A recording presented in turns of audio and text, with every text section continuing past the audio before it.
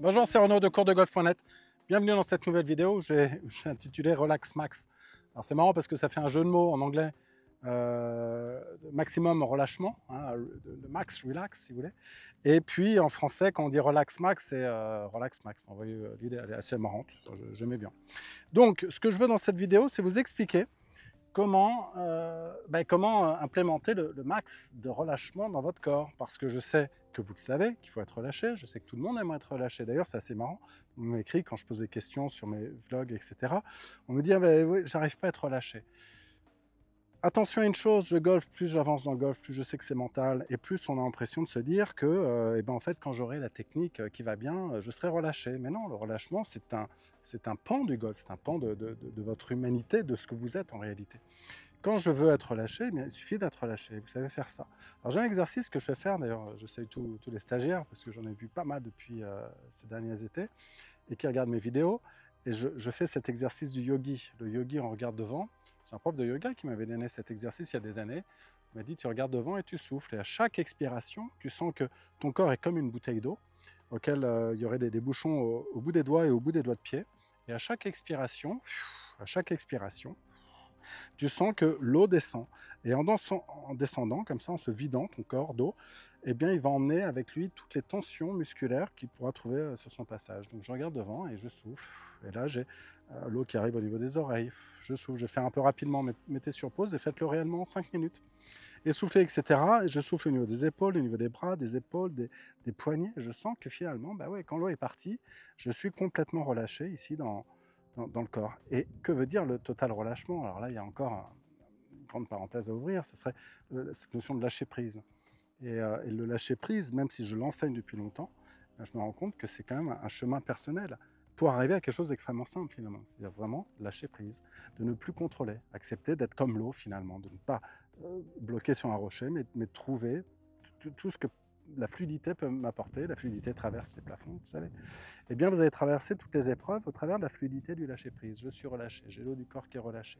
Maintenant, j'ai le bas du corps qui, lui, est quand même dynamique parce que je dois quand même faire confiance à mon corps pour faire partir mon corps. J'ai les hanches qui tournent à droite, hanches qui tournent à droite, gauche. Et là, je ressens des choses.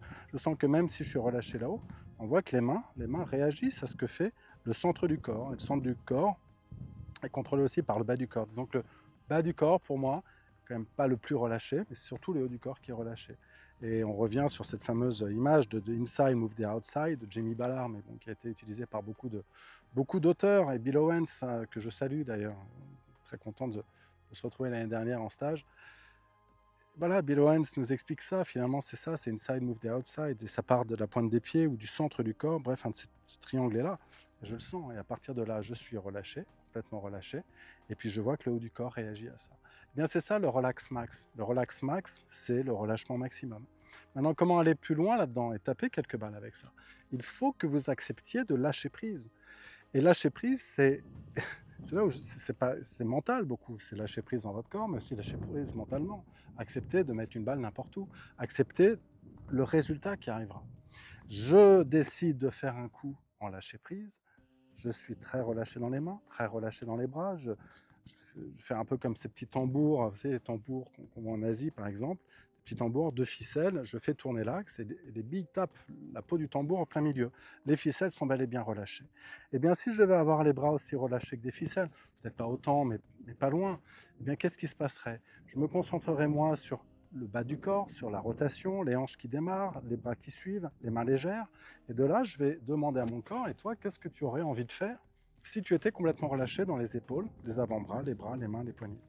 Et bien là, effectivement, il va me donner une réponse. Ne croyez pas que cette réponse ne soit pas intéressante. C'est pas parce que j'ai pas placé moi le club là où je pense qu'il doit se placer que si je laisse se placer complètement naturellement, il va pas se placer là où il faut.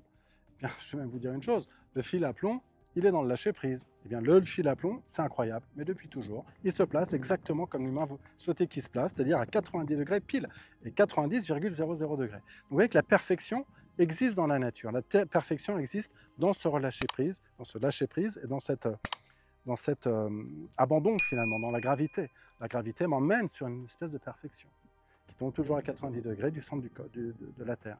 Et bien la même chose ici. Je sens ce lâcher prise, je lâche prise. Alors je sens que ce club est léger, agréable. Et j'ai donné plein de cours avec ça. Plein de gens me disent dans le jardin déjà, c'est génial. Enfin, si je pouvais swinguer comme ça, j'adorerais. Mais ils ne le font pas. Pourquoi? Ah, mais la balle, elle va partir n'importe où. Elle ne va pas partir n'importe où. Elle va partir quelque part. Et si je suis capable de reproduire 2 fois le même geste, 2 fois le même lâcher prise, donc 2 fois le même fil à plomb, eh bien la balle partira 2 fois au même endroit finalement. Donc elle ne partira pas n'importe où. Elle partira toujours au même endroit. Clé de la régularité. Alors j'ai mis une balle assez haute sur tee, je vais la taper avec ou sans tee. Là je joue un petit peu en fade, j'ouvre la face de club dans les mains, je me mets en place, et qu'est-ce que je fais? Eh bien là il faut une rigueur mentale, une rigueur, c'est ça le mental, être capable de reproduire le geste que j'ai fait il y a 1 minute 30 devant vous.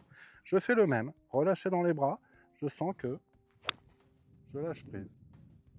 Cette balle est un peu à gauche, vous la voyez sur le traceur, elle a terminé bunker là-bas, un petit peu derrière. Donc vous voyez que j'ai laissé faire. Donc là, j'ai quelque chose en moi qui me dit, maintenant, si je fais le même geste que ça, elle ira au même endroit. Allez, essayons. Essayez de faire le même geste que ça. Le même, exactement. Alors j'ai essayé de faire le même. Elle part un peu plus à gauche que la première. Mais je trouve ça intéressant parce qu'on parlait de régularité.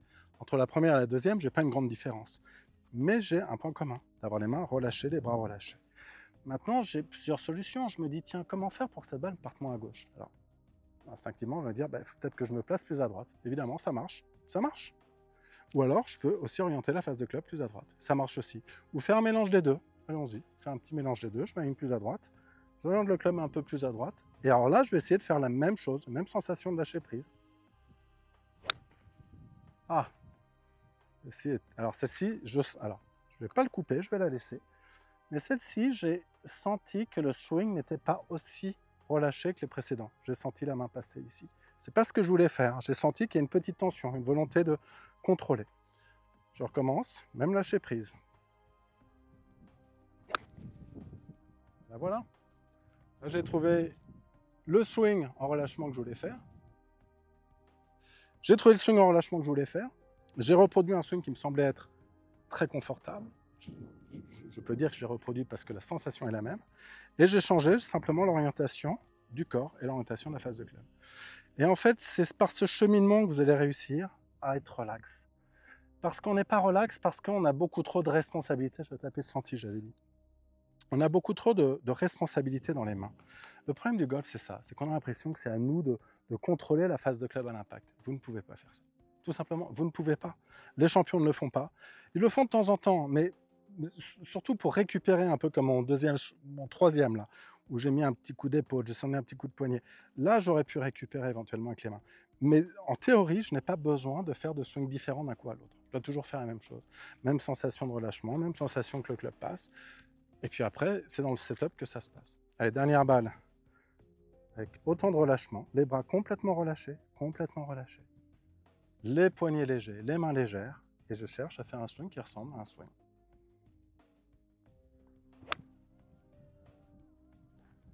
Belle sensation.